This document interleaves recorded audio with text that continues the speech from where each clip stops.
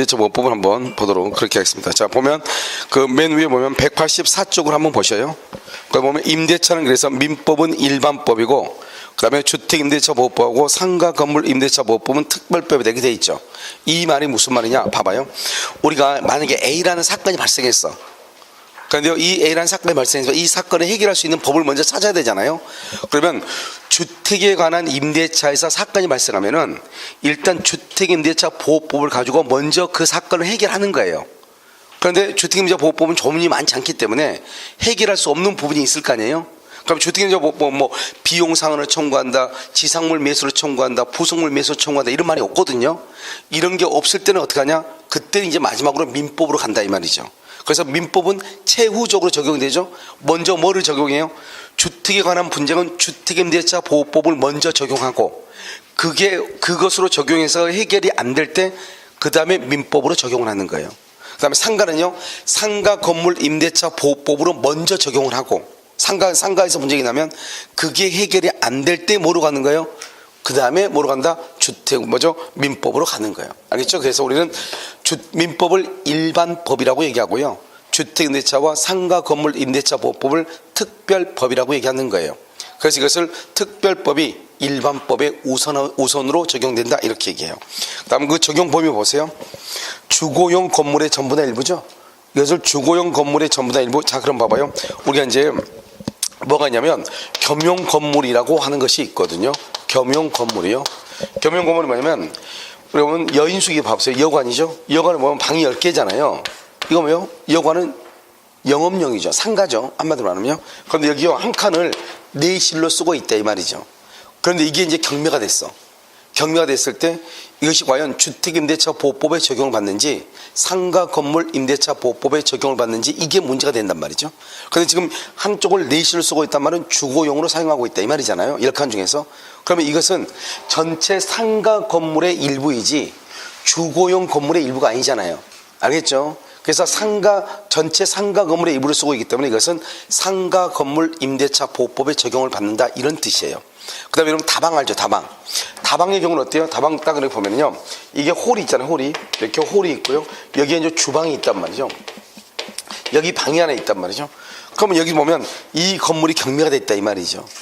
그러면 이것은 여기 방이 있으니까 주거죠. 그러니까 우리 보면 다방 같은 건 커피 끓이고 하면 주방 시설도 있잖아요. 그럼 이 주방하고 이 방이라고 하는 이것은 전체 상가 건물의 일부인 것이지 이해되셨나요? 그래서 이것은 주택임대차 보호법에 적용을 받는 것이 아니고 무슨 법에 적용을 받는다? 상가 건물 임대차 보호법에 적용을 받는다 이런 뜻이에요. 좀 이해되셨죠 지금? 자, 그래서요. 자, 그 다음에 1번 보세요. 우리가 주거용 건물이 아니냐 하는 것은 어떻게 판단하냐? 이런 우리 보면 건축물 대장을 딱 보면은요. 이것이 상가, 지금 여기 우리 학원은 무슨 건물이죠? 상가죠. 그럼 우리가 건축물 대장을 딱 대면 상가라고 돼 있을까요?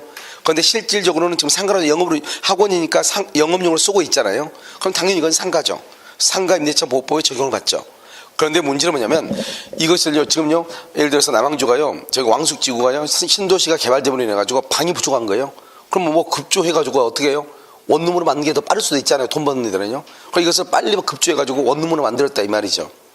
그러면 지금 실질적으로는 상가인데 실제 지금 사용하고 있는 것은 뭐로 사용하고 있죠? 실제 용도는 주거용이죠. 주거용. 그러면 주택임대차 보호법에 적용을 받는 것이에요.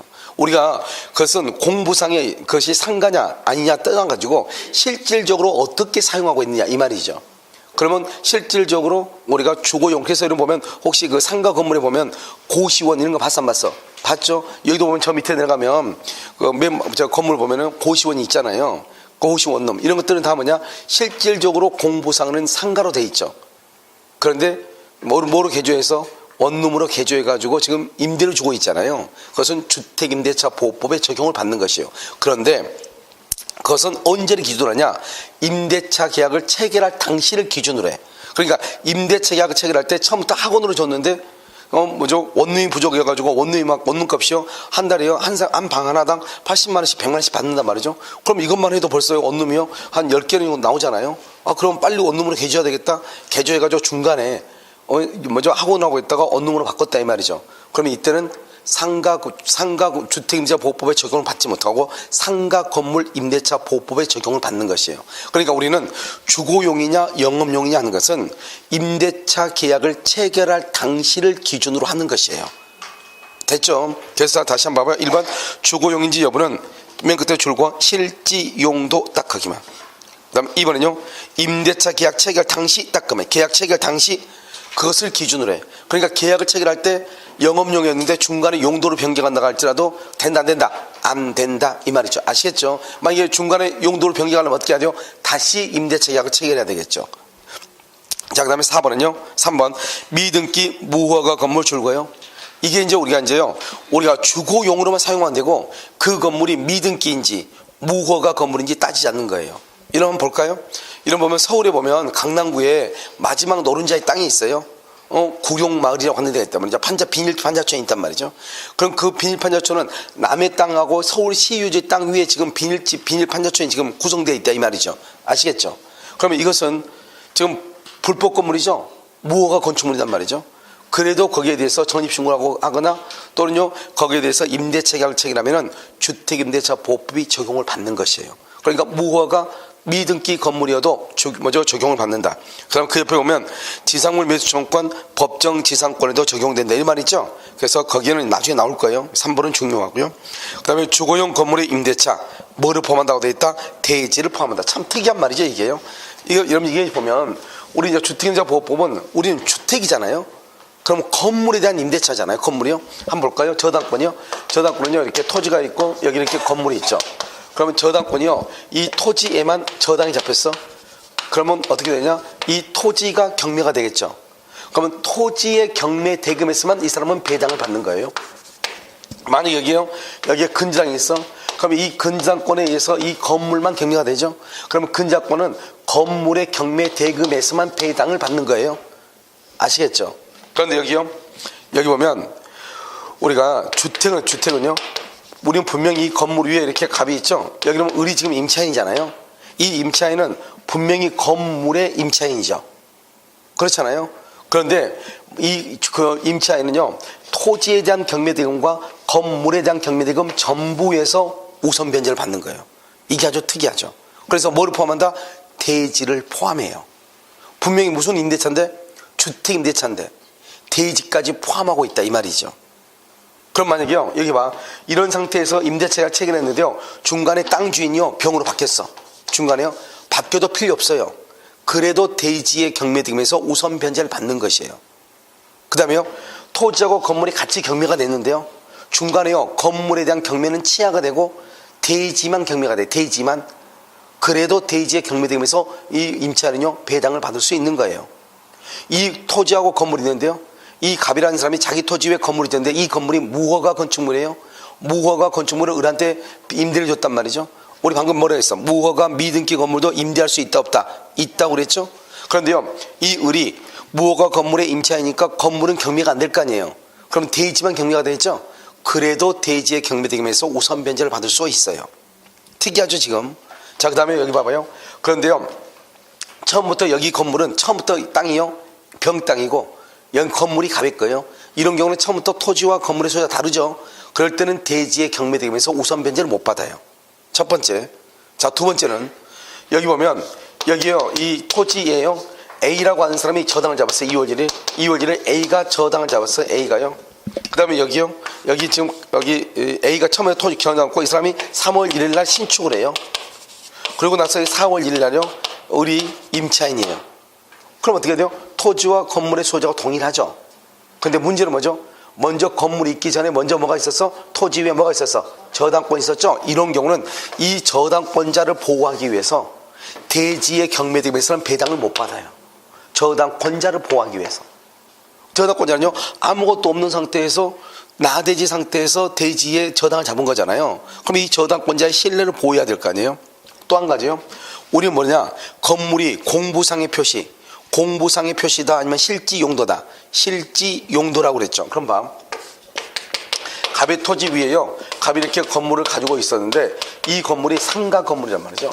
여기에요 A가요 근저당이 있어서 상가에다가요 근저당. 그래서 2월 1일이요.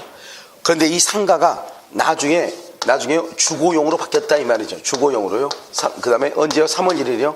그러고 나서 여기 을이라는 사람이요 4월 1일 임차인으로 들어왔다 이 말이죠.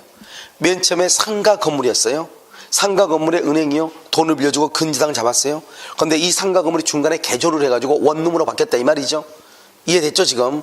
그래서 원룸으로 바뀌어가지고 그 다음에 임차인 들어왔다 이 말이죠. 그러면 누가 더 우선할 것인가? 이게 지금 문제가 된단 말이죠. 누가 우선한다?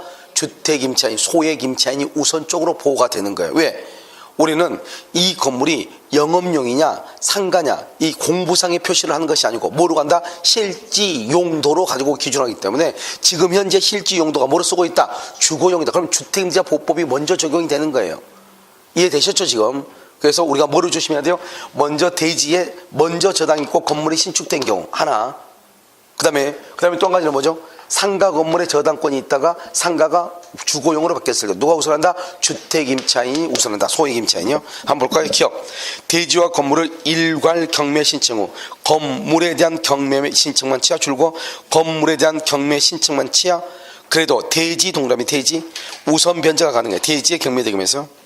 니은요 임차주택이 미등기인 경우도 미등기 임차주택이 미등기죠. 건물이 미등기여도 대지의 매각되면서 우선 변제가 받을 수 있어. 이것은요 사무실로 사용되던 건물이죠. 근저당권이 설정되고 주거용 건물로 용도가 변경돼 중간에 그래도 누가 우선한다? 나중에 배워 우리가 소액임차인 줄 것이고 맨 끝에 우선하에 변제가 돼. 그 다음에 니은요 대지의 저당권이 먼저 됐어. 대지의 저당권이 먼저 그래 됐죠. 그러고 나서 건물이 신축이 돼요. 그러고 나서 임차인이 돼요.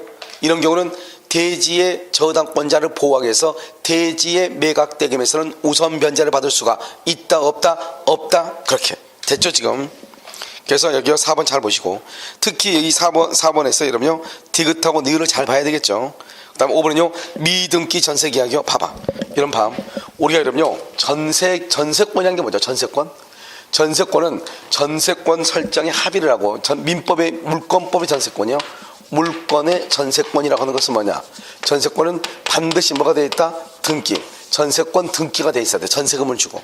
그것을 우리는 물권이다 이렇게 얘기해요. 그런데 우리는요 보통 뭐를 하냐? 보증금 주죠. 보증금을 주고 뭐를 하지 않는다? 월차임 있죠? 차임은 주지 않는 경우가 있어. 이걸 우리는 보통 뭐라 한다? 전세다 이렇게 얘기하죠. 여러분요 우리 보면 월세를 전혀 안 내고 보증금만 주고 사는 사람은 우리 뭐라 한다? 우리 전세 산다고 하죠? 근데 이 사람 뭐가 안 됐다? 지금 등기가 안 됐다. 전세 등기가 안 돼 있어. 이것은 우리는 물권법의 전세권이 아니에요. 이것을 우리는 뭐라 한다? 채권적 전세라고 얘기하는 거예요. 채권적 전세라고 하는 것은 임대차하고 똑같이 봐. 우리가 물권으로서 전세권이 되려면 반드시 뭘 해야 돼? 전세금을 주고 등기를 해야 돼. 그런데 전세금을 주고 등기하지 않고 전입신고하고 확정일자만 받은 경우 있잖아요. 이런 경우는 이것을 물권이라고 하지 않아요. 이것을 채권적 전세라고 해서 미등기 전세. 이것은 그냥 민법의 임대차와 똑같이 채권으로 취급을 해. 아시겠죠? 그런데 여기 보면 미등기 전세 계약도 주택임대차 보호법이 적용이 된다. 그 말은 미등기 전세는 물권이다 아니다. 뭐다? 채권이다. 그러니까 임대차하고 똑같이 취급한다 이 말이죠. 그 다음에 일시사용이요. 일시사용이라는 것은 뭐죠? 몇 날 며칠 지방에 가서 잠을 자는 경우죠. 어떤 사람이 여기요 남양주에 잠깐 일하러 왔단 말이죠. 와가지고 며칠 방학함 빌려가지고 거기서 잠을 잔다 이 말이죠. 일시사용 적용된다 안 된다? 안 된다 이 말이죠. 그래서 일시사용을 위한 임대차 적용되지 않아요. 그다음 또 하나 써. 점 찍고 부속물 매수 청구권 X. 일시사용을 위한 임대차에는 부속물 매수 청구권이라고 하는 것도 없어. 시험에 잘 나오니까. 그 다음에 우리가 이제 여기 보면 그 법인 지금 여러분 밑에 보면 법인이라고 되어 있나요? 그것은 조금 이따가 해야 돼. 자, 지금부터 여러분 그 밑에 185페이지를 한번 보시면서 자, 여기 봐봐요. 우리가 이제 주택임대차 보호법을 보려면 뭐를 해야 되냐? 첫 번째 민법이요. 민법 621조에 보면 뭐라 되냐? 임대차죠. 이 임대차에다가 뭐란다? 등기를 할 수 있다. 이렇게 돼. 등기를.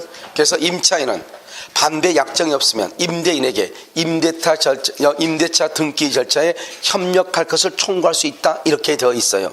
그럼 뭐란다? 임대차가 등기를 하잖아요. 등기하게 되면 여기서 이제 뭐가 나오냐?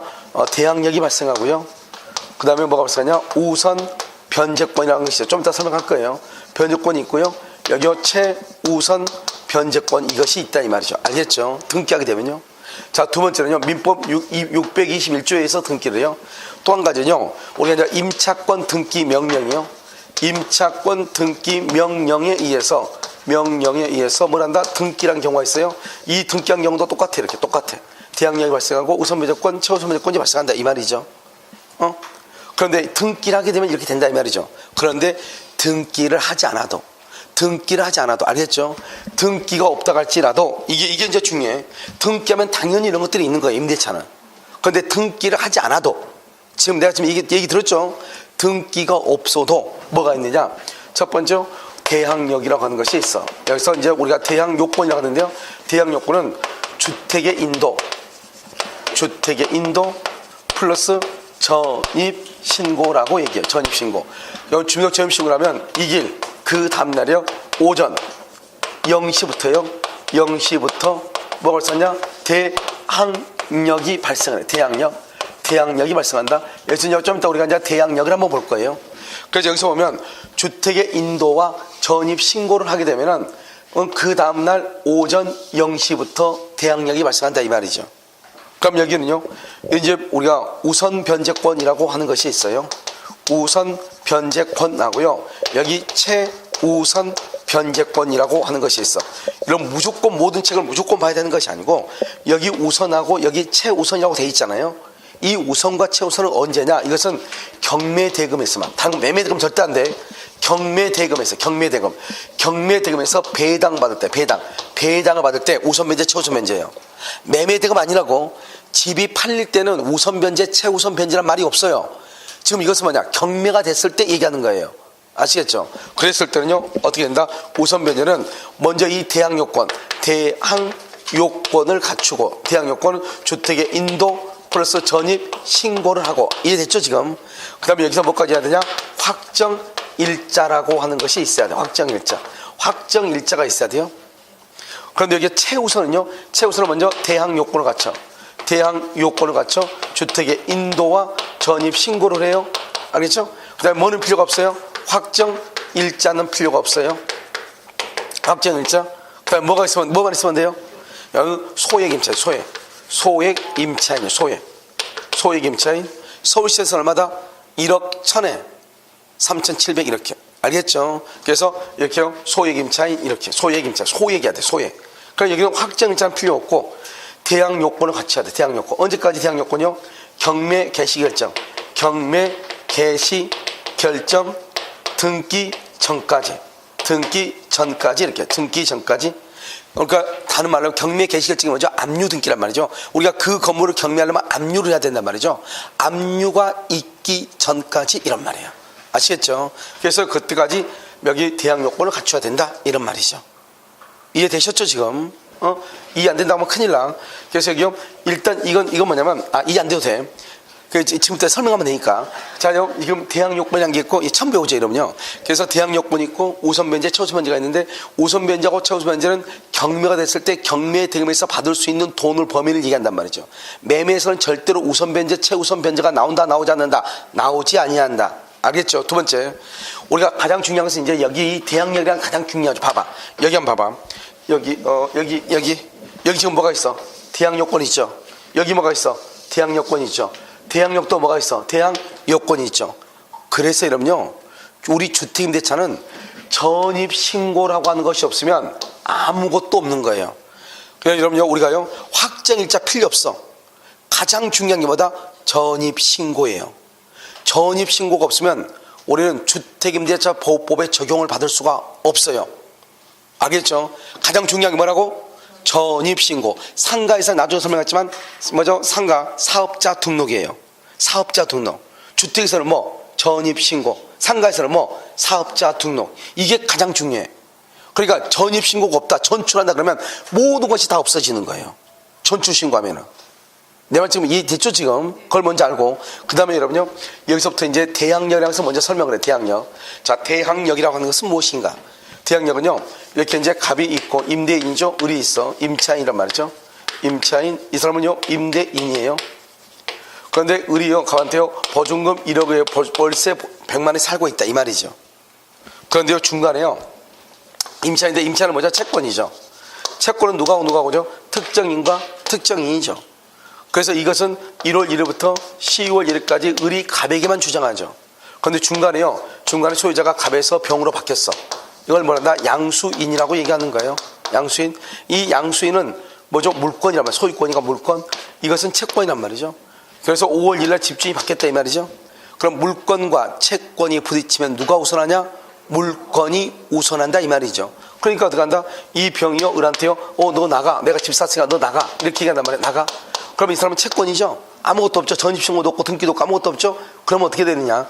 을은요 갑하고는 10월 1일까지 계약을 했고 갑한테 보증금 1억을 줬잖아요. 그러니까 이 을이라는 사람이 뭐란다? 을이 병한테 뭐란다? 야 그럼 보증금은 누구한테 받아? 이렇게. 보증금 누구한테 받아? 나 10월 1일까지 계약했는데 이렇게 주장할 수 있는가? 보증금은 누구한테 받아야 되냐? 보증금은 갑한테 받아야 되고요. 보증금. 그 다음에 10월 1일까지 살 수 있느냐? 없어요. 오늘 당장 퇴거를 해야 돼요. 알겠죠? 이걸 대항력이 없다고 얘기해. 원래 채권은 을이 갑에게만 주장할 수 있고 이것을 병에게는 주장할 수가 있다 없다? 없다 이 말이죠. 그것을 뭐라고 표현한다?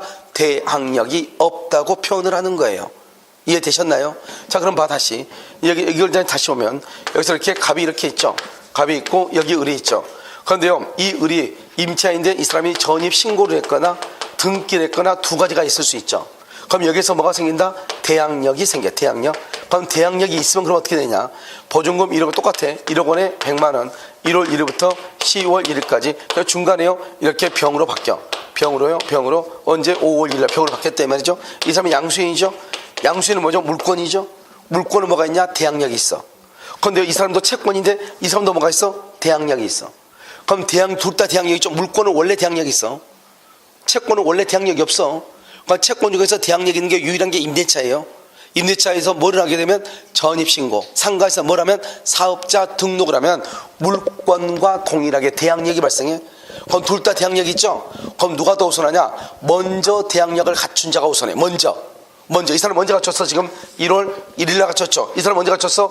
5월 1일 날 갖췄다 이 말 아니에요. 지금 누가 더 우선한다? 누가 우선해?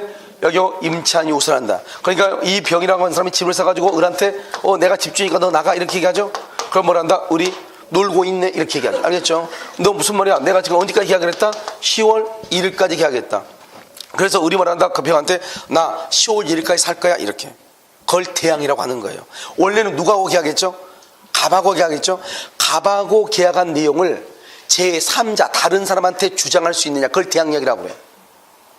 그러니까요 을은 갑하고 계약해서 10월 1일까지 살 수 있다고 계약을 했잖아요. 그것을 갑한테 주장하지 않고 병한테 주장할 수 있느냐? 대항력이라고 한다 이 말이죠. 됐죠 지금? 그 다음에 여기서요 그걸 대항력이다 나가 이렇게 했을 때 그걸 대항력. 그럼 보증금은 누구한테 청구해요? 보증금은 누구한테? 병한테 청구하는 거예요. 언제요? 10월 1일 날 끝날 때 병한테 청구해. 대항력이 있으면. 됐죠 지금? 이걸 우리는 대항력이라고 그래. 그러니까 대항력이라는 것은 뭐다? 을이 갑에게 주장할 수 있는 것을 갑에게 주장하지 않고 그것을 병에게 주장할 수 있는가? 그것을 대항력이라고 얘기하는 거예요. 그런데 여기서 한번 봐봐. 그러면 이제 갑에서 병으로 이렇게 넘어갔잖아요. 그러면 1대2 을은 원칙은 뭐냐? 원칙은 대항하니까 을은 병에게 대항할 수 있다 이 말이죠. 그런데 예외적으로요 지금 집주인이 바뀌었죠. 집주인이 바뀌었는데요 전에 집주인은 내가요 방이 좀 우리 보면 월세 살려면 적어도 2년 정도 살잖아요. 그럼 2년 정도 사니까 어떻게 돼요? 2년 동안 매번 사람을 봐야 되니까 사람이 좀 좋아야죠. 그렇잖아요. 그리고 우리 보면 집주인들 보면 별의별 아주 희한한 타입의 사람들이 유형이 다 있잖아요. 근데 이 사람이 전에도 살 때 아주 고생해가지고요 지금은요 이번에는 다 싫어. 그냥 집주인만 주면 좋겠어. 그래서 집은 좀 허름한데 다른 데 비해서 월세가 싼 것도 아닌데 보니까요 주인이요 너무 좋아 보였어. 그래서 그 집에 살았단 말이죠. 근데 나중에 보니까 집을 산다고 왔다 갔다 하는 사람 보니까 이 여자 보통 내기가 아닌 것 같아요. 알겠죠? 그럴 수 있잖아요. 그러니까 어떻게 돼요? 이 사람은 어떻게 한다? 이건 또 안 되겠다. 이건 나가야 되겠다 이 말이죠. 왜? 집주인이 바뀌면 을은 갑과의 신뢰관계에 바탕을 대가지고 산 거잖아요. 그래서 집주인이 바뀌죠. 그럼 신뢰관계가 깨진 거예요. 아시겠죠? 그럼 어떻게 한다? 을은 갑한테 이의를 제기해. 이 일을 제기를 해요. 그래서 이의를 제기한다는 말은 그럴 때 뭐라고 얘기하냐? 여러분 집주인이 집할 때 뭐라고 해? 세대로 사는 사람한테 가가지고 나갈 건지 계속 살 건지 물어봐? 다 물어본단 말이죠. 나갈 거예요, 살 거예요, 이렇게 물어본단 말이죠. 그때 내가 뭐라고 얘기한다? 산다고 얘기를 한다 이 말이죠. 알겠죠? 그러면은 대항하는 거고, 나간다고 얘기하면 이의를 제기했다고 얘기하는 거예요. 아시겠죠? 그래서 이의를 제기하면은 임대인에게 보증금 반환을 청구하는 거예요. 그래서 시험에 뭐라고 나온다? 임차인이 대항력을 갖춘 경우 언제나 양수인에 대해서만 임차권의 효력을 주장할 수 있다. OX, X 원칙은 누구한테? 양수인. 예외적으로 이 일을 제기하면 누구한테? 종전 임대인에게. 아시겠죠? 종전 임대인 이렇게 그렇게 해서 주장할 수 있다. 이것을 뭐라고 표현한다? 대항력이라고 얘기하는데, 대항력 지금 배웠죠? 그런데 그럼 봐봐. 대항력을 하면 먼저 등기하지 않으려면 뭐가 있어야 돼? 전입 신고를 해야 돼요. 신고. 그런데 법인이 먼저 회사죠. 국가라든가 지방자치단체가 다 법인이란 말이죠. 주민등록번호 있어 없어? 주민등록번호 있냐고 없냐고? 없죠. 그러니까 전입신고를 못하는 거죠. 주민등록번호가 없으니까. 주민등록번호는 누구밖에 없어? 우리 사람들밖에 없잖아요. 그럼 원래는 전입신고가 안 되는 거예요. 알겠죠? 그러면 어떻게 된다? 원래 법인, 회사 같은 경우는 전입신고를 못하니까 대항력을 취득할 수가 있어요 없어요? 없다 이 말이죠. 그럼 여러분 옛날에 어떻게 했죠? 옛날에 이렇게 해가지고요, 가베집에요, 을이 이제 임차인인데요, 실제로는 이게 을의 것이 아니고요, A라고 하는 회사죠. 회사가 법이니까요, 항상 우리 임대차 계약은요, 여기 직원 이름으로 하는 경우는 없어요. 알겠죠? 법인 이름으로 계약을 하고 직원이 여기 들어가죠. 그리고 직원이 여기 들어가서 직원이 전입 신고를 하죠. 그래도 임대차 계약은 회사가 했잖아요. 그러니까 여기서는 사람이 아니잖아요. 그러니까 주택임대차보호법에 적용을 못 받아. 중간에요, 사람이요, 집주인이 가면서 병으로 바뀌죠. 병이 뭐라 한다? 이 A 회사한테요, 당신 그 직원 우리 집에 살고 있는데 빼시오. 그럼 빼야 돼요. 돈은 누구한테 받아야 돼요? 갑한테 받아야 돼요. 보증금을. 누구한테 보증금 줬으니까? 갑한테 줬으니까. 그러니까 회사의 경우는 원칙적으로 대항력을 갖출 수 있어 없어? 없단 말이죠. 그런데 우리 법에 특별히 이제 규정이 또 들어왔어. 뭐라고 들어왔냐? 여기 보면 여러분요, 여기 남양주시 또는 용인시, 서울시 이렇게 보면 주택 사업을 목적으로 하는 지방공사가 있어요. 뭐 용인도시개발공사 뭐 이런 게 있단 말이죠. 지방공사가 있단 말이죠. 그런데 여기서 보면 일반 서민들을 위해서 건물을 지어. 그러니까 무주택 서민 중에서도 특히 생활보호 대상자라든가 또는요, 한부모 가정이 있는 거 있죠. 뭐 그런 거라든가 또는 한부모 가정 있잖아요. 이렇게 좀 어렵게 사시는 분들을 위해 가지고 주택 건물도 없이 그렇게 사시는데, 그분들한테 뭐라냐? 여기 이제 지방공사라든가 또는 LH공사 있죠. 한국토지주택공사 이런 데서 건물을 매입을 해가지고 올 수리를 한단 말이죠. 올 수리해가지고 그것을요, 자기네들이 이제 비싼 돈을 이제 수리를 다 해. 사람이 다 쾌적하게 살아야 되니까. 그래가지고 원래 이것이 그냥 일반인한테 임대를 주면 5천에 한 80 받아야 돼요. 그런데 무주택 서민이나 이렇게 또 우리가 보호해야 될 그런 소수 사람들 있잖아요. 그런 사람들한테 어떻게 하냐? 예를 들어서 5천에 80이다. 그러면은 1,000에 25만 원 이렇게 해서 임대를 주는 거예요. 무슨 말인지 아시겠죠? 그렇게 하는 것을 뭐라 한다? 여기 지방공사, 주택사업 목적으로 하는, 그 다음에 LH공사, 그 다음에 또 뭐냐면 중소기업 이렇게. 이런 것들 다 뭐죠? 이건 다 법인이잖아요. 법인 한마디로. 그러니까 이 법인이요, 임대를 해. 임대를 하고 이 법인이 지정한 사람이 이 집에 들어가서 살아. 그럼 이 사람들 살면 뭘 하겠죠? 전입 신고를 할 거 아니에요? 그러면 이 사람들의 전입신고를 법인의 전입신고로 봐주는 거예요. 옛날에 그게 됐다 안 됐다? 안 됐다 이 말이죠. 그런데요, 우리는 뭐냐면 무주택 서민을 보호하기 위한 제도잖아요. 그렇기 때문에 한국토지주택공사, LH공사, 그 다음에 뭐가 있어? 지방공사, 그 다음에 중소기업, 이런 사람들이 지정하는 사람이, 이런 법인이 먼저 임대차 계약을 체결해. 그래가지고 그 사람들이, 그 법인이 지정하는 사람이 거기에 들어가서 거주하면서 전입신고를 하면 그 사람들의 전입신고를 지방공사, LH공사, 그 다음에 중소기업의 전입신고로 봐주는 거예요. 의제해 주는 거예요. 아시겠죠?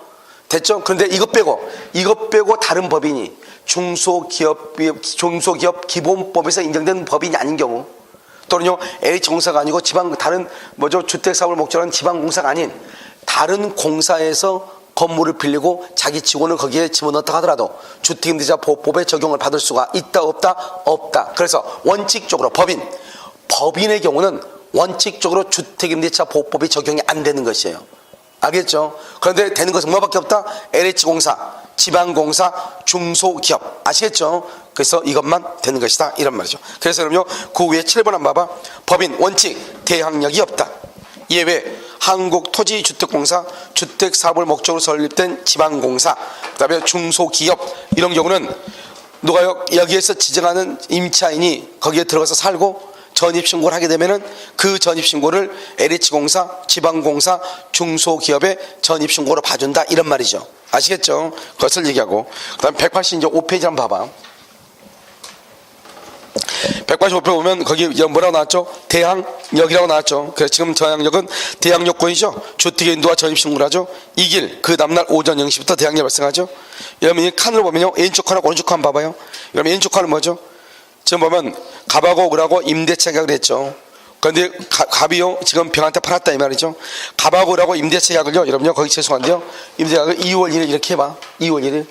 그 다음에 여기요 여기 이렇게 여기를 3월 1일 이렇게요. 갑하고 을하고로 2월 1일. 그 다음에 매매를요 3월 1일 이렇게.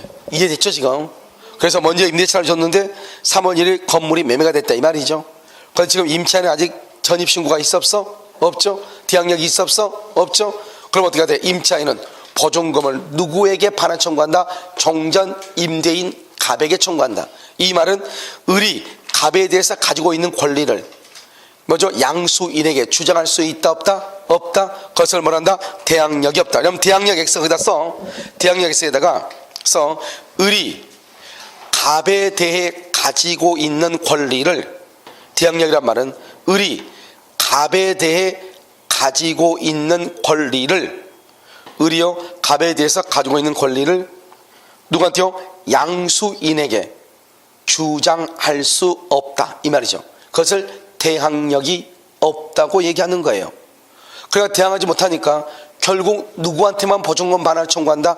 갑에게만 청구한다 이런 말이죠. 오른쪽 하나 보셔요.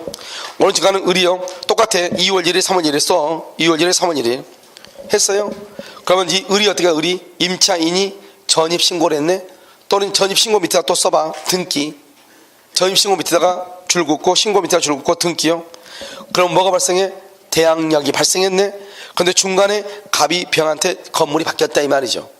그럼 원칙적으로요 을은 갑에 대해 주장할 수 있는 권리를 누구에게 주장할 수 있다? 병에게 주장할 수 있다. 그래서 병에게 보증금 반환 조건 행사 대항력 행사라고 되어 있나요? 그 대항력 행사 밑에다 써. 을이 갑에 대해 가지고 있는 권리를 을이요 갑에 대해서 가지고 있는 권리를 이 말이죠. 그래서 을이 갑에 대해 가지고 있는 권리를 양수인 병에게 주장할 수 있다. 양수인 병에게 그대로 주장을 해. 그러면 어떻게 돼요? 나머지 존속기한까지 살면서 그 다음에 양수인한테 갑한테 가지고 있는 권리가 보증금 반환이죠. 보증금 반환도 누구한테 청구할 수 있다? 양수인에게 청구할 수 있다 이런 말이죠. 그 다음에요 그런데 예외라고 되어 있죠. 위에 예외 뭐를 하면 이 일을 제기해. 이 일을 제기한단 말이 무슨 말이죠? 그것은 집주인 바뀌었으니까 나 나갈래 이 말이죠. 그런 경우는 누구에게 보증금 반환을 청구한다? 임대인 갑에게 보증금 반환을 청구해. 그래서 어느 쪽 판에서 중요한 건 뭐예요? 우리가요 대항력이 있다 해서 언제나 병에게만 권리를 주장할 수 있는 것이 아니고 누구에게 주장할 가능성도 있다? 종전 임대인에게 그 권리를 주장할 수 있는 경우도 있다 이런 뜻이에요. 됐죠 지금? 자, 그 다음에 밑에 봐봐. 전입신고 주민등록. 이제 여러분요 우리가 뭐가 어렵냐면 지금 이 말을 이해하는 것이 약간 어려워. 주택임대차는. 그럼 지금 이 정도요 여러분들 강의를 들었으면 지금부터는 이제 이렇구나 저렇구나 해가지고 그걸 듣고 지금부터 팔려니까 암기하면 되는 거야. 이해하고. 알겠죠? 자, 그럼 첫 번째 전입신고는 뭐다? 주민등록을 하는 것이죠. 1번 전대차. 전대차는요 전차인이 주택을 인도받아 전차인이 전입신고하죠. 그러면 임차인이 대항력을 취득한다 이렇게 되어 있나요? 돼 있어? 자, 그럼 봐. 이 말이 무슨 말인가? 여기 봐봐. 여기 봐요. 갑이 이렇게 있죠. 갑이 있고 을이 있죠. 을이 임차인이에요. 그러면 1월 1일부터요 10월 1일까지요 보증금 1억 원에요. 월세 100만 원 이렇게요. 이 사람보다 임대인이죠. 임대인 이렇게. 됐죠 지금? 이 사람은 임대인이고 이건 임차인이잖아요. 응? 그런데 이 임차인이요. 중간에 5월 1일 날 나갈 일이 생겼어요. 그래서 병한테 이 사람은 전차인이라고 그래. 이 전차인한테 5월 1일에 전대차를 준 거예요. 그럼 이 사람이 여기 들어와서 살아야 될 거 아니에요. 그래서 이 사람이 여기 5월 1일에 여기 들어와서 전입신고를 했다 이 말이죠. 그럼 이 사람은 무슨 신고를 해야 돼? 무슨 신고? 무슨 신고? 전출신고를 해야죠. 이러면 아까 말했죠? 전출신고를 하면 어떻게 되죠? 우리는 주택임차는 반드시 뭐가 있어야 돼? 전입신고가 있어야 된다고 그랬죠? 전출신고를 하게 되면 어떻게 돼? 모든 것이 한꺼번에 없어져. 모든 것이. 뭐가 없어져? 대항력, 또 뭐 우선 변제권, 또 최우선 변제권 세 가지가 한꺼번에 없어져. 아시겠죠? 그러니까 이 사람은요 전출신고하면 그대로 끝이에요. 그런데 이 사람이 5월 2일에 갈까요? 5월 2일 날 이 사람이 여기에 들어와서 이사를 해서 전입신고를 해. 그러면 이 사람이 전입신고를 누구의 전입신고 봐주냐? 임차인의 전입신고로 봐주는 거예요. 그러니까 이 임차인은요 언제부터요? 그 다음에 그 다음날이죠. 항상 우리가 대항력은 언제다? 그 다음날 0시죠. 그 다음날. 그러니까 언제? 5월 3일 0시부터 뭐가 생겨? 대항력이 발생을 하고. 알겠죠? 그 다음에 여기 우선 변제 또는요 최우선 변제 이런 것들이 여기서 발생을 한다 이런 말이죠. 알겠죠? 왜 그러는가? 이 사람은 뭘 한다? 이 사람을 원칙적으로 봐봐요. 이 사람이 들어와서 여기 와서 잠을 자죠. 그러면 이 전차인을 뭐라고 한다? 직접 점유자라고 얘기해요. 직접 점유자. 이 임차인은 그럼 뭐죠? 을을 통해서 점유하니까 간접 점유자라고 얘기를 해요. 물론 이 집주인 임대인도 간접 점유자예요. 그럼 우리가 보면 전차인의 전입신고를 임차인의 전입신고로 봐준다고 그랬죠. 알겠죠? 그러면 뭐다? 전차인이 전입신고하면 간접 점유자에게 대항력이 발생한다 이런 말이죠. 왜 그런가 지금부터 설명을 해.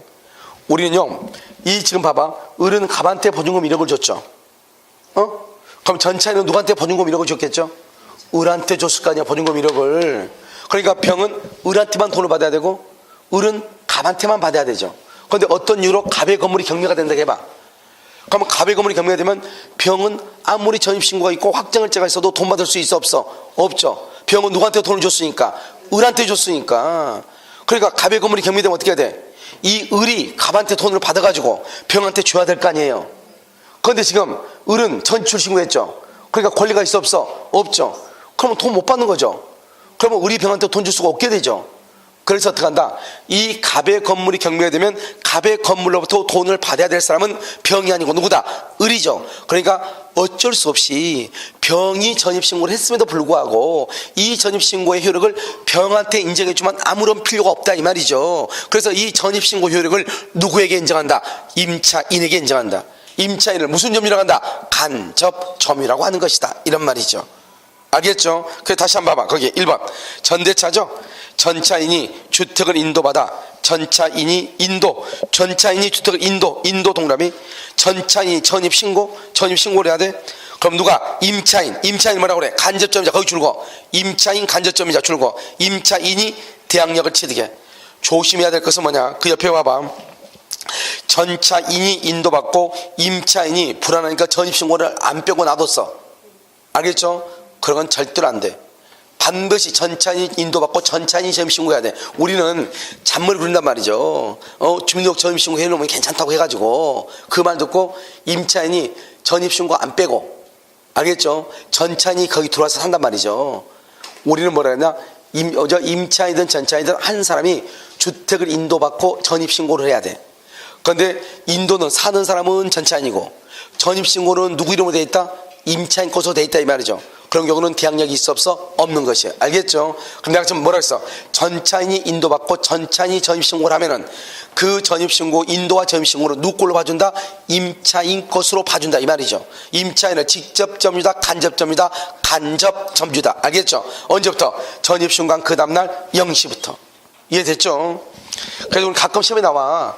임차인이 전차인이 주택을 인도받고 임차인이 전입신고를 그대로 둔 경우에도 대항력이 발생한다. OX, X란 말이죠.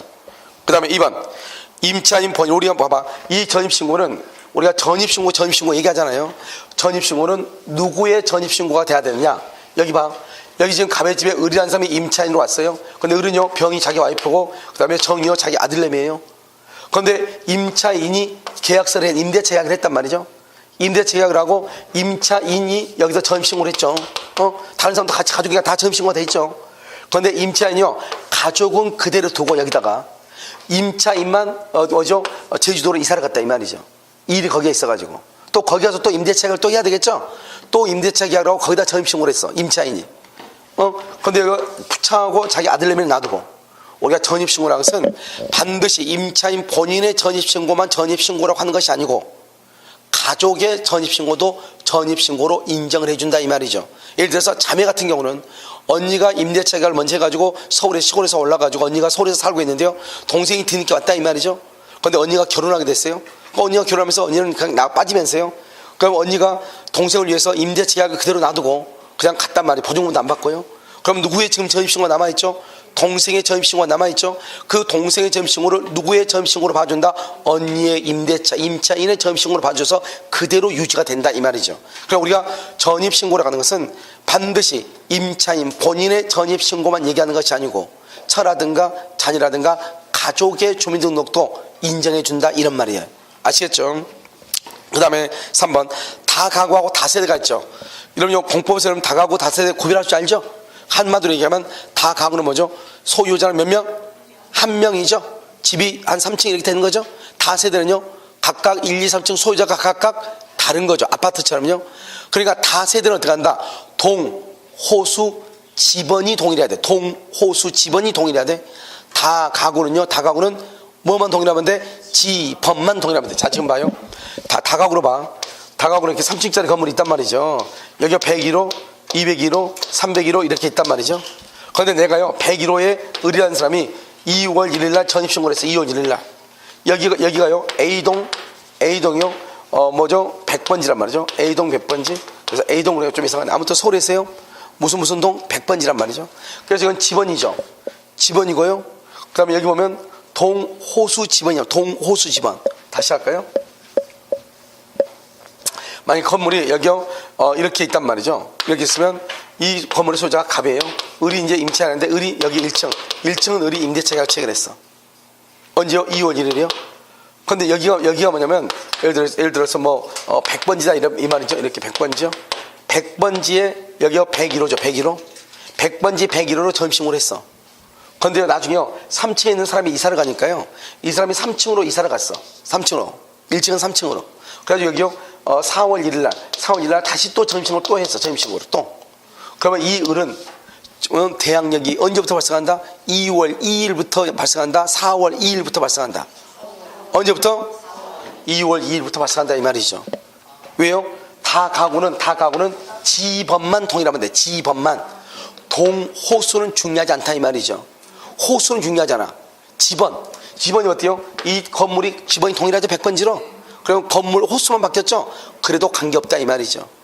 알겠죠? 그래서 2월 1일 전입신고가 유효하게 되는 거예요. 그런데 만약에 이게 다세대라고 해봐. 다세대 주택이다 그러면 갖다 틀리죠. 다세대는 동하고 호수하고 지번이 일치해야 돼. 그러니까요 지금 호수가 바뀌었죠. 호수가 바뀌었으니까 어떻게 돼요? 이때는 언제부터 다세대는 4월 2일부터 4월 2일 0시부터. 다가구는 언제부터? 2월 2일부터. 다가구는 뭐만 일치하면 된다? 지번. 다세대는 뭐까지? 동, 호수까지 이렇게 됐죠? 자 4번은요 현관문의 표시도로 전입신고 101호로요 근데 건축물 대장에는 101호, 등기부는 1층 101호 이렇게 돼 있어요. 1층 101호. 이런 경우는 101호의 공시망보로 유효하다 이렇게 돼 있나요? 참 어려운 말인데요. 이런 봐봐요. 여러분이 여러분 혹시 대장 알죠? 대장은 뭐가 중시하죠? 주죠. 사실이죠. 등기부는 뭐가 주죠? 권리죠. 권리. 그래서 우리가요 동호수 지번이라고 하는 것은 뭐예요? 그것은 사실이에요, 권리예요? 동호수 지번은 사실이에요, 권리예요? 이걸 구별 못한단 말이에요? 동호수 지번은 눈으로 째려봐야지 몇 동지 몇 톤지 알 거 아니에요. 알겠죠? 이건 사실이란 말이죠. 그러니까 우리는 원칙적으로 등기부의 기재하고 대장의 기재가 다르죠. 그러면 대장의 기재를 우선하는 거예요. 그래서 여러분 가끔 뉴스에 보면 등기부에 나와 있는 대로 샀는데 건축물 대장이라든가 처음에요 건축 허가 신청 받을 때 있죠. 구청으로부터 허가 신청 받을 때 그때의 동호수가 달라가지고 주인이 바뀌는 경우도 있잖아요. 그럼 왜 그러겠어요? 동호수 지번은 사실이기 때문에 대장이 주가 된단 말이죠. 등기부가 주가 아니고. 무슨 말인지 아시겠죠? 그래서요, 대장의 기재대로 가는 거예요, 원칙적으로. 그러니까 만약에 내가 전입신고를 했는데 등기부의 기재하고는 다른데 대장의 기재하고는 일치해. 그럼 그걸로 가는 거예요. 이해되셨죠? 그래서 지금 그것을 얘기하는 것이죠. 보통 근데 우리는요, 보통의 경우는 99%가요, 대장의 기재하고 등기부의 기재가 일치한다, 불일치한다? 일치하죠. 그런데 틀렸을 때 어떻게 할 것이냐, 이 말이고. 자, 두 번째는 두 번째는. 실제 현관문이죠, 현관문으로 말해, 현관. 우리가 문에 있죠, 문. 현관문에 뭐라고 되어 있냐? 1층 101호로 되어 있어요, 101호. 그런데 등기부에는요, 지층 101호로 되어 있다, 이 말이죠. 그럼 이것은 이런데 내가 현관문에 1층 101호로 되어 있어. 이것대로 전입신고를 했어. 대항력이 있어, 없어? 대항력이 있어, 없어? 문에 그 집 갔더니 1층 101호로 되어 있어. 그 1층 101호로 전입신고했어. 그런데 등기부에는 지층 101호로 돼 있어. 그러면 전입신고 효력이 있다, 없다? 없다, 이 말이죠. 없다. 왜요? 우리는 왜 봐? 여러분요, 지층이나 뭐 지하가 있고 지층이 있죠. 이렇게요. 여기서 보면 산이 이렇게 있죠, 이렇게. 여기서 보면 이거 반지한데, 여기 진짜 반지한데, 여기서 보면 1층이 같이 보이는데, 여기서 뭐로 보여? 반지하나 보는 거지. 이거 지층이라고 한단 말이죠. 알겠죠? 그러니까 지층 1호, 이게 이제 1층 1호, 2층 1호, 3층 1호 그래야 되는데, 지층이라는 말 안 쓰죠, 집주인은. 왜요? 그럼 월세가 반으로 깎이니까. 그냥 여기서 보면요, 1층이니까 그냥 101호, 1층 101호, 2층 101호, 3층 101호, 4층 101호 이렇게 얘기한단 말이죠. 그럼 여기는 당연히요, 등기부에는 지층으로 돼 있겠죠. 그러니까 현관문에 표시도로 아무리 전입신고를 해도 필요 없다, 이 말이죠. 공부상에 표시하고 맞아야 된다, 이 말이죠. 그러니까 등기부에 지층 101호 돼 있죠. 그러면 지층 101호하고 같아요? 지금 틀려요? 틀리죠? 전입신고 효력이 있다, 없다? 없다, 이 말이죠. 없다. 아시겠죠? 그래서 자, 보면 그 다음에 5번을 보셔요. 점유 개정이라고 되어 있나요? 점유 개정? 그럼 이 점유 개정이라는 게 뭐냐면, 내가 이제 제목을 다루는 건데, 자, 봐봐요. 지금 이렇게 갑이라는 사람이 있어요. 갑이라는 사람이 자기가 집을 샀어. 언제요? 2월 1일. 사가지고 2월 1일 등기하고 2월 1일 전입신고를 했어. 이 사람은 자기 거니까 임차인이 아니다? 아니죠. 그러니까요, 등기하면 대항력이 있고 전입신고를 했다 해서 대항력이 생긴다, 그건 아니에요. 소유권은 전입신고에서 소유권은 대항력이 있잖아요. 임차인이 전입신고했을 때 대항력이 있는 거지, 집주인이 내가 이 집 내 건데 전 대항력이 뭐가 필요해요? 알겠죠? 뭐만 있으면 돼? 등기만 있으면 되는 거잖아요. 그런데 여기요, 이 사람이 4월 1일 날요, 매매요. 누구한테 의라고요? 그럼 이걸 매수인죠? 매매라고 이 사람이요, 계속 이 사람한테 빌려줬어. 4월 2일 날 임대차 계약을 해가지고, 임대차 계약을 해가지고 이 집주인이요, 계속 이 사람이 이제 누구로 있다? 임차인으로 있는 거예요. 봐봐. 처음에는 누구로 있었죠? 누구로? 소유자로서 있었죠. 지금은 누구로 있다? 임차인으로 있죠. 이것을 보다 점유가 처음에는 소유자로서 점유했는데 지금은 누구로서 점유한다? 임차인으로서 점유한다. 점유가 바뀐 거죠. 바뀌었죠? 그것을 뭐라고 표현한다? 이것을 점유 개정이라고 얘기를 하는 거예요. 점유 개정, 이렇게. 점유가 바뀌었다. 점유 개정, 이렇게 얘기한단 말이죠. 자, 여기 봐요. 그럼 이 사람이 지금 누구죠? 이 사람이 지금 임차인이죠. 임차인. 그러면 이 사람은요, 지금 현재 이 사람 앞으로 등기가 되어 있다, 이 말이죠. 등기가 되어 있는 것은, 우리는 왜 전입신고를 하면 그 다음날 0시부터 대항력이 발생하는가? 등기는 접수할 때부터 효력이 있죠. 옛날에는 등기는 등기한 때부터 효력이 있었는데 지금은 접수한 때부터 등기. 그래서 이번에 문제가 발생했잖아요. 언제 발생했죠? 이 사람이 봐봐요. 내가 여기 이 집에 갑의 집인데 갑의 집에 아무도 없어요. 그래서 의리 뭐라 했냐? 2월 1일 전입신고를 했다, 이 말이죠. 아무도 없으니까 들어와가지고. 그런데요, 이미 여기에는요, 1월 28일 날 이 사람이 은행에다 돈 빌리고 저당권 등기, 저당권 등기 접수가 이미 된 거예요. 접수가 1월 28일 날. 그래가지고 등기는 언제 됐냐? 2월 5일 날 등기가 됐다, 이 말이죠. 그럼 등기가 격려가 되면은 언제부터 등기가 된 걸로 봐버려요? 여러분 등기법 안 배웠어요? 국내 최강의 구갑성 교수한테 안 배웠어요? 알겠죠? 그러니까 보면 1월 28일 등기 접수 시에 소급해서 효력이 발생한다, 이 말이죠. 그러니까 이 사람의 근저당권은 1월 28일부터 효력이 있게 돼버린 거예요. 무슨 말인지 알겠죠? 그런데 이 사람은 처음에는 알아서 몰랐어. 몰랐죠. 등기는 이때 등기를 해야지 나타나니까. 그래서 누가 우선하냐, 이게 이제 문제가 됐단 말이에요. 누가 우선해? 당연히 저당권자가 우선하죠.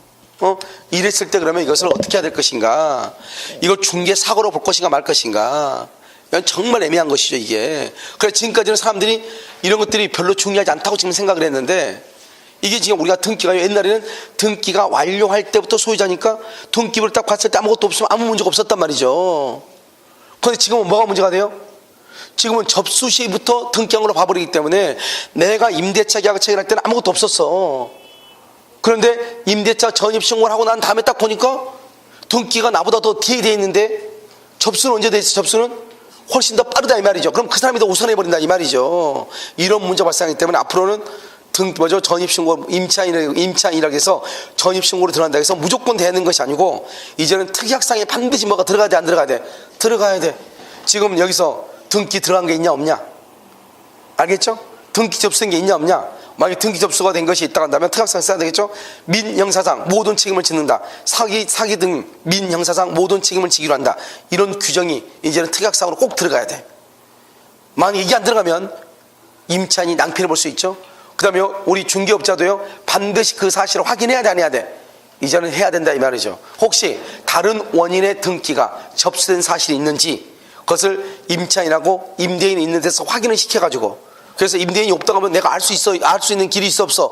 없잖아요. 그럼 중개업자는 면피가 되는 것인데, 그 자체를 확인하지 않고 아무 말도 없이 만약에 임대차 계약을 체결했다, 사건이 발생한다, 이제는 문제가 발생한다 이 말이죠. 알겠죠 지금? 왜 그러냐? 등기가 완료가 되면은 등기 완료 시부터 등기의 효력이 발생하는 것이 아니고 언제부터? 접수 시부터 발생하기 때문에 문제가 된다 이 말이죠. 내 말 지금 이해되셨죠? 그래서 이것을 아주 조심해야 된다 이런 말이죠. 그래서 여기 봐요. 그래서 우리가 이 등기는 접수할 때부터, 한마디로 말하면 옛날에는 등기는 등기한 때부터 효력이 있어. 그러면 한마디로 말하면 등기부를 딱 봐봐. 그럼 누가 등기라고 하는 게 딱 돼 있죠. 저당권 돼 있고 전세권 돼 있고 압류 돼 있고 가압류 돼 있고 등기가 딱 있죠. 그럼 등기부는 누구나 열어볼 수 있잖아요. 그런데 임대차는 누구나 열어볼 수가 있어 없어? 없단 말이에요. 그게 문제란 말이죠. 임대차는 누구나 할 수 있는 게 아니라고. 가서 물어보면요, 세대로 사는 사람한테 혹시 언제 오셨어요? 보증금 얼마에 물으면 알려줘 안 알려줘? 안 알려주잖아요. 이런 여러 가지 문제점이 있단 말이죠. 그렇기 때문에요, 어떻게 한다? 전입신고라는 것은 완전해요, 약간 불완전해요? 불완전하죠. 왜? 두 사람 사이에서만 아는 거잖아요. 그래서 전입신고라면 바로 전입신고할 때부터 대항력을 인정한 것이 아니고 그 다음 날부터 공시 방법으로서 인정해 주는 것이에요. 아시겠죠? 그 다음 날 0시부터. 그런데 여기 봐봐요. 이 사람이 아직도 4월 1일 계약을 했는데 아직도 이 사람 앞으로 등기가 돼 있는 거예요. 그러면요, 우리가 공시라고 하는 것은 뭐예요? 제3자가 봤을 때 이 말이잖아요. 제3자가 눈으로 이렇게 째려봤을 때 제3자가 이 사람이 임차인이 아니냐를 알아야 되는데, 여기 보니까 딱 등기부로 딱 일러가 보니까 등기가 여전히 누구 이름으로 돼 있어요? 갑 이름으로 돼 있죠. 원래 지금 갑은 누군데? 임차인인데, 그런데 제3자가 봤을 때는 누구처럼 보인다? 소유자처럼 보이죠. 그래서 이 사람은 보호가 안 되는 것이에요. 알겠죠? 언제 그럼 보호된다? 이 사람이 이 을한테요 등기를 해. 언제요? 5월 1일 5월 1일 등기해 주죠. 이제는 그러면 나는 이제 등기가 있어요 없어요? 없죠. 그러면 언제부터요? 5월 2일 0시부터. 언제? 5월 2일 0시. 이전 등기를 해준 그 다음날 0시부터 이렇게. 이전 등기를 해준 그 다음날 0시부터 대항력이 발생한다. 이런 말이죠. 그럼 이해되셨나요? 그래서 보면 점유규정 한번 봐봐요. 전입신고를 마친 소유자가 주택을 매도한 후 다시 임차했다. 그런 경우는요, 소유권 이전 등기를 매도했으니까 소유권 이전 등기를 격려해준 날, 격려해준 다음날 몇 시부터? 0시 써. 그대로 좀 더 써. 0시부터 대항력 발생. 이렇게 0시부터 대항력 발생. 이렇게 됐죠? 자, 그럼 한 번 더 봐요. 한 번 더 봐요. 여기 이런, 우리가 그러면 주민등록 전입신고란 게 뭐예요? 전입신고. 내가요 저 전입신고서를 작성하죠. 작성하고 그거 뭐죠? 제출하죠. 제출하면 어떻게 돼요? 이제 제출해야만 제출한다고요. 난 작성하죠. 그럼 뭘 한다? 여기서 접수하죠. 접수하고 여기서 뭘 한다? 검토하죠. 검토하고 수리해서 뭘 한다? 등재를 하죠. 주민등록부에 등재를 해. 그러면 등재하면 등재한 그 다음날 0시부터 대항력이 있다 이 말이죠. 우리가 여기서 주민등록 전입신고라는 것은 1번, 2번, 3번, 4번, 5번 중에서 전입신고가 어디예요? 전입신고가 어디냐? 몇 번이다? 이게 이제 문제죠. 전입신고가. 우리 먼저 판례가 뭐랬냐? 전입신고라고 하면 수리된 때를 전입신고로 한다. 수리된 때를 전입신고로 한다. 수리. 알겠죠? 그럼 봐봐. 여기. 봐. 자, 지금부터 1번. 이 사람이 전입신고는요, 100번지로 똑바로 전입신고했어. 100번지로. 수리도 100번지로 됐어. 그런데 공무원이 등재를 할 때 101번지로 등재를 잘못한 경우가 있어. 공무원이 잘못한 경우. 알겠죠? 원래 100번지인데요. 100번지도 이 사람이 잘못해가지고 101번지로 잘못 신고했어. 잘못 신고해서 101번지로 잘못돼가지고 그냥 101번지로 등록이 된 거예요. 등재가 된 거예요. 그러니까 이것은 뭐죠? 처음부터 잘했어요? 잘못했어요? 처음부터 잘못했죠? 알겠죠? 자, 세 번째는요, 100번지로 전입신고를 했어. 그런데요, 공무원이요, 100번지 전입신고를 다 검토를 하더니, 이거 아니라는 거예요. 100번지가 아니고, 나는 똑바로 했는데, 공무원이 이것을 반려를 해, 반려를 했어. 반려해가지고 101번지라는 거예요. 공무원이. 나는 100번지로 똑바로 했는데, 공무원이 반려한 거예요. 그래서 다시요, 101번지로. 다시 101번지로, 그래서 101번지로 수리가 돼가지고 101번지로 등재가 됐어, 이렇게. 지금 됐나요? 이 지금 세 가지 경우를 본다, 이 말이죠. 자, 첫 번째는 뭐죠? 나는 똑바로 신고했어. 누가 잘못했어? 누가? 공무원이 착오죠. 이런 경우는 대항력이 있어. 공무원이 잘못해서 필요해서 대항력이 있어. 여기는 신고 잘했어? 잘못했어? 잘못했죠. 공무원이 그걸 발견을 못하고 그냥 등재됐죠. 이건 대항력이 없어. 내가 잘못했으니까. 신고인이 잘못했으니까. 됐죠? 여기는 신고를 내가 똑바로 했어. 똑바로 했는데 공무원이 착각해서, 여기 봐봐, 수리가 되기 전에, 그러면 아직은 전입신고도 아니다. 전입신고는 수리를 전입신고로 하죠. 수리되기 전에 반려를 했어. 그럼 신고된 상태다, 신고가 안 된 상태다. 신고가 안 된 상태죠. 신고는 수리가 이제 신고라니까. 수리가 안 된 상태죠. 안 된 상태에서 다시 반려했어. 반려해가지고 어떻게 했다? 101번지 공무원이 잘못 알려줬어. 잘못 알려준 대로 신고가 돼가지고 잘못 알려준 대로 전입신고가 됐어. 대항력이 없어.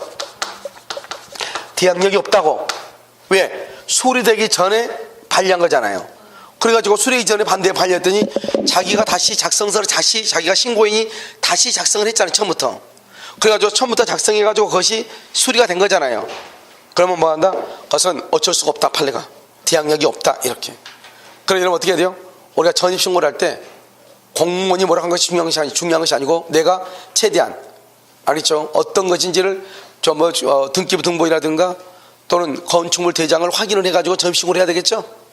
무슨 말인지 알겠죠? 가서 공무원한테 물어볼 게 아니고, 내 말 지금 이해되셔요? 여기서 중요한 것은 뭐냐? 여기서 전입신고라는 것이 무엇이냐? 전입신고라는 것은 공무원이 뭐 한 것이다? 수리한 때다. 뭐 한 때다? 수리한 때다. 이렇게. 그래서 6번 봐봐. 기억. 주민등록 신고가 행정청이 수리한 경우에 신고에 발생한다. 원하는 경우 수리한 경우에 신고의 효력이 발생한다. 2번 공무원의 착오로, 공무원이 지금 착각했죠? 그래도 신고의 효력이 있다 없다? 있다. 디귿 신고서가 수리되기 전 그러면 신고가 있어 없어? 없죠. 신고가 없죠.